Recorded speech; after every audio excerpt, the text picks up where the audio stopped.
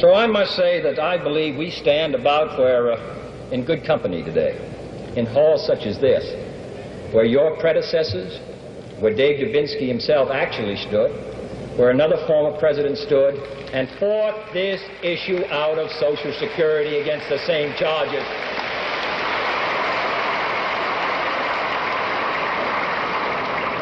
This argument that the government should stay out, that it saps our pioneer stock. I used to hear that argument when we were talking about raising the minimum wage to $1.25. I remember one day being asked to step out into the hall, and up the corridor came four distinguished-looking men with straw hats on and canes.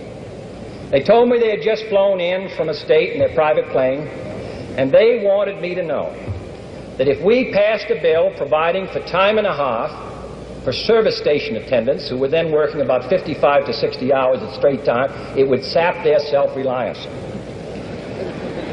The fact of the matter is, what saps anyone's self-reliance is working 60 hours at straight time, or working at 85 or 95 or $1 an hour. All depending upon filling out a pauper's oath and and then getting it free. Nobody in this hall is asking for it for nothing. They are willing to contribute during their working years. That is the important principle which has been lost sight of.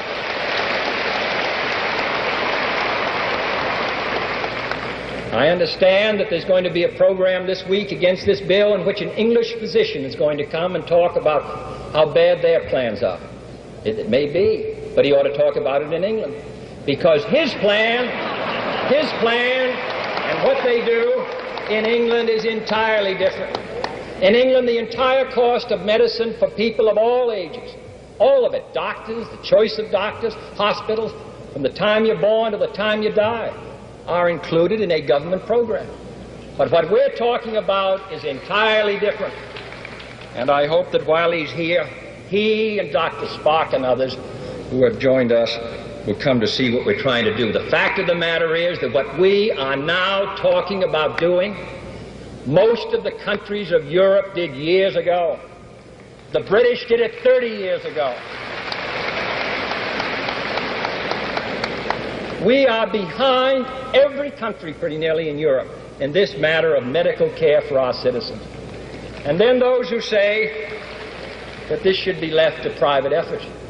In those hospitals in New Jersey where the doctors said they wouldn't treat anyone who paid their hospital bills through Social Security, those hospitals and every other new hospital, the American people, all of us, contribute 1/2, 1 or 2/3 for every new hospital, the national government.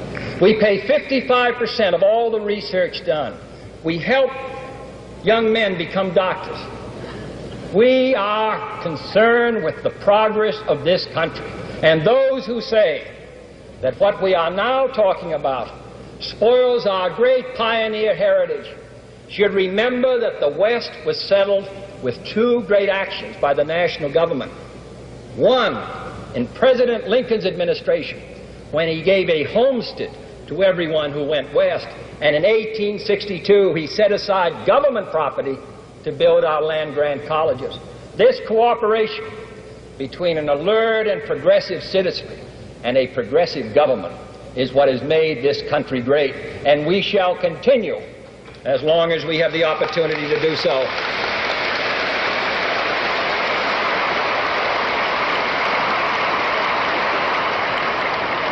This matter should not be left to a mail campaign where senators are inundated, or congressmen, 25 and 30,000 letters. The instructions go out, write it in your own hand, don't use the same words. The letters pour in 2 or 3 weeks, half of them misinformed. This meeting today, on a hot, good day, when everyone could be doing something else, and the 32 other meetings, this indicates that the American people are determined to put an end to meeting a challenge which hits them at a time when they're least able to meet it.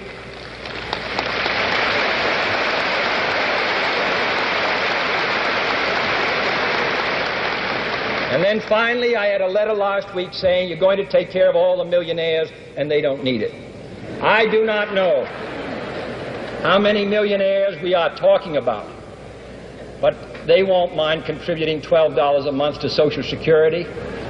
And they may be among those who will apply for it when they go to the hospital. But what I will say is that the national government, through the tax laws, already takes care of them, because over 65 they can deduct all their medical expenses. What we are concerned about is the person, not who has not got a cent, but those who saved and worked and then get hit. Then there are those who say, well, what happens if you die before you're 65? Well, there isn't. You really don't care. You have no guarantees. But what we are talking about is our people are living a long time. Their housing is inadequate. In many cases, their rehabilitation is inadequate. We've got great unfinished business in this country. And while this bill does not solve our problems in this area, I do not believe it is a valid argument to say this bill isn't going to do the job. It will not. But it will do part of it.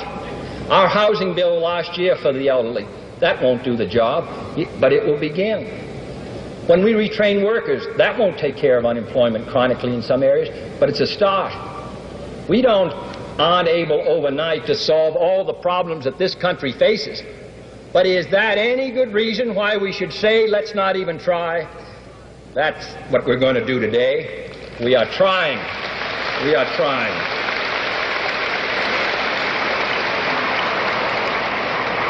And what we're talking about here is true in a variety of other ways. All the great revolutionary movements of the Franklin Roosevelt administration in the 30s we now take for granted.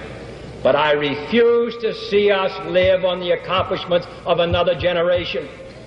I refuse to see this country and all of us shrink from these struggles, which are our responsibility in our time, because what we are now talking about in our children's day will seem to be the ordinary business of government.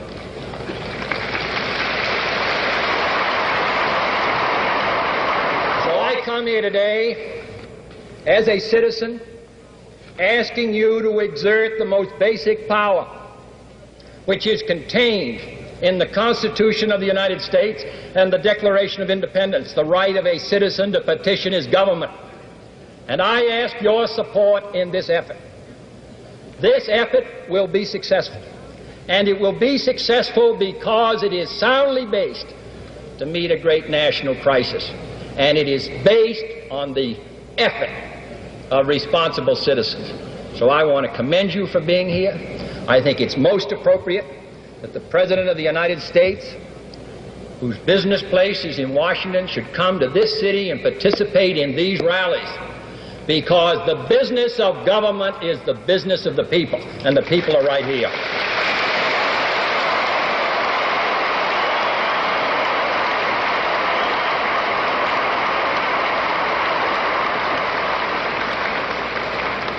In closing, let me say that on this issue and many others, we depend upon your help. This is the only way we can secure action to keep this country moving ahead, to have places to educate our children, to have decent housing, to do something about the millions of young children who leave our schools before they graduate.